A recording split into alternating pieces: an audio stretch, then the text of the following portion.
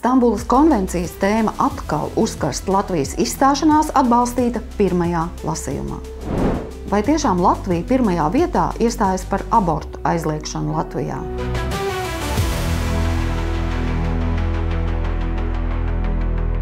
23. oktobra Saeimas plenārsēdē pēc nepilnas 6 stundas garām debatēm pirmajā lasījumā ar 52 balsīm par, kur sastādīja opozīcija plus ZZS no pozīcijas, tika pieņemts likumprojekts par Latvijas izstāšanos no Stambulas konvencijas šobrīd vēl pirmajā lasījumā. Zīmīgi, ka jaunā vienotība nepiedalījās balsošanā. Kādēļ? Varam tikai minēt, varbūt viņi cerēja noraut kvorumu, kā to sauc Saeimā, bet tas neizdevās. Kā tad izvērtās 23. oktobra plenārsēde Saeimā? Lieki piebilst, ka tā beidzās īsi pirms 9:30 vakarā. Un jaunā vienotība un progresīvie visas dienas garumā darīja visu iespējamo un neiespējamo, lai šo te lēmumu torpedētu, lai netiktu vispār līdz likumprojekta izskatīšanai, bet tas viņiem neizdevās. Jaunās vienotības un progresīvo debatēs izskanēja visi iespējamie un neiespējamie argumenti par to, kādēļ vispār šobrīd konservatīvie spēki Saeimā vēlas Latvijas izstāšanos no Stambulas konvencijas. Tika piesaukts Kremlis, Putins, Venēcijas komisija, tika piesaukta arī Latvijas valsts reputācija, tas, ka investīcijas tūdaļ apstāsies, vārdsakot, iespējamais un neiespējamais tikai par to, lai Latvijas izstāšanās no Stambulas konvencijas nenotiktu. Bet par ko tad ir stāsts un kādēļ Latvijai ir jāstājas ārā no Stambulas konvencijas?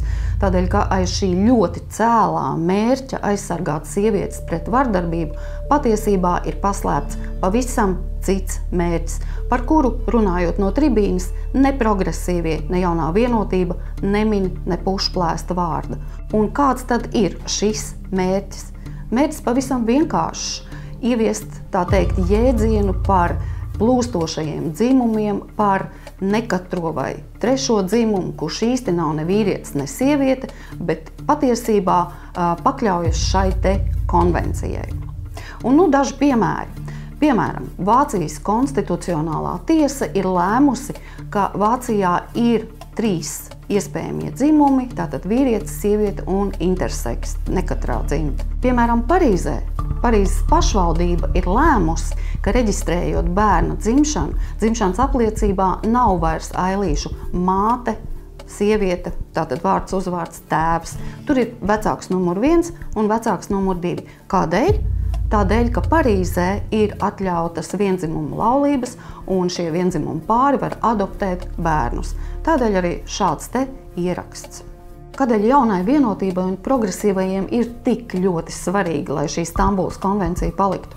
Tādēļ, ka tās faktiski būtu durvju sprauga, pa kuru pakāpeniski, soli pa solim var ievilkt šo te LGBTQ ideoloģiju un turpināt tālāk šo te politiku, kāda ir ļoti daudzās Eiropas valstīs. Un, ja Latvija izstājas no Stambulas konvencijas, tad šīs bīstamās durvis tiek aizslēgtas. Tātad pirmais lasījums ir pieņemts. Kas notiks tālāk? Līdz 24. oktobra 17. ir iespējams iesniegt priekšlikumus otrajam lasījumam par Latvijas izstāšanos no Stambulas konvencijas. Un otrais lasījums tiks skatīts 30. oktobrī. Ja būs iesniegt priekšlikumi, protams, par tiem varēs debatēt. Ja nē, process būs ātrāks. Bet, kas ir būtiski?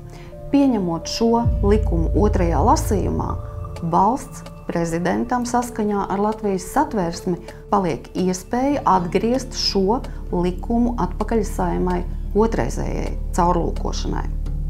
Bet, šeit ir viens bet. Valsts prezidentam ir jārēķinās ar to, ka tuvojas viņa termiņa beigas, un viņš noteikti gribēs, lai viņu pārvēl uz otro termiņu, bet to darīs jau nākamā Saeima. Līdz ar to valsts prezidentam ir jābūt bez maz vai gaišu reģim, vai arī ļoti tālredzīgam politiķim, lai saprastu, vai nākamajā Saeimā, ja tā būs konservatīvi noskaņota, viņam balsu pietiks. Ar ko vēl šī nedēļa iezīmējās Saeimā?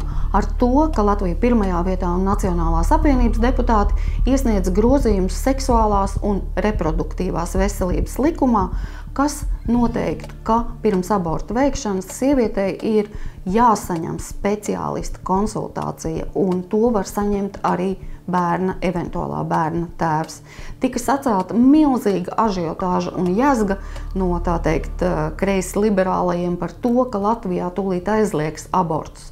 Tas arī no sērijas, ka šeit arī acīm redzami Kremļa roka.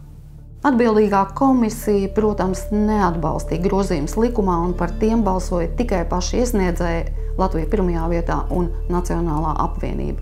Bet šie grozījumi, kā komisijas neatbalstīti, ies uz nākamo plenārsēdi, un par tiem varēs izteikties no Saeimas tribīnes.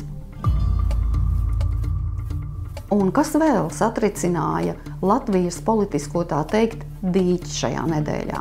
Tas, ka sevi pieteica kustība bez partijām, kuras redzamākie līderi ir režisors Alvis Hermanis un mācītājs Pēters Sproģis. Šajā kustības iniciatoru vidū ir arī politiķis Didis Šmits, kurš šobrīd ir Saeimas deputāts. Bet par ko ir stāsts? Stāsts ir par to, ka šī kustība sevi ir pieteikusi kā eventuālu dalībnieku nākamajās Saeimas vēlēšanās. Var piebilst, ka saskaņā ar likumdošanu ir jau par vēlu, un gads līdz vēlēšanām jau ir nokavēts, un arī 500 biedru politiskai partijai šķiet nav izdevies vai neizdosies šobrīd savākt. Bet ar to vēl viss nebeidzas. Šī kustība var sevi, tā teikt, ietērpt kādas esošas, eksistējošas partijas čaulā un tādā veidā startēt uz vēlēšanām. Ļoti interesanti, ka šī kustība ir patiešām radījusi tādu kā uztraukumu ļoti daudzos Saeimā šobrīd esošajos politiskajos spēkos, kuriem tā var atņemt vēlētāju balsis. Un pats pēdējais, kāds ir viņu uzstādījums, proti pāriet uz pilnīgi citu vēlēšanu sistēmu, kad vēlētājs nav pakļauts konkrētam partijas sarakstam, bet no dažādiem partijas sarakstiem vēlēšanās var izvēlēties sev tīkamākos kandidātus.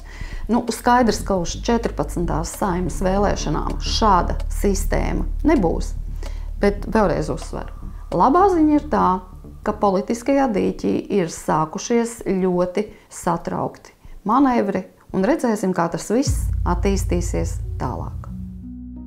Paldies, ka skatījāties! Ar prieku informēšu jūs par notikumiem Saeimā arī nākamajā nedēļā. Uz redzēšanos, mans vārds ir Līga Krapāne. Man pieredze ar latviešu filmu veidotājiem ir tāda, ka viņi ir viena no labākajiem cilvēkiem, ar kuriem man ir bijusi iespēja sadarboties globāli. Diemžēl pasaule to neredz.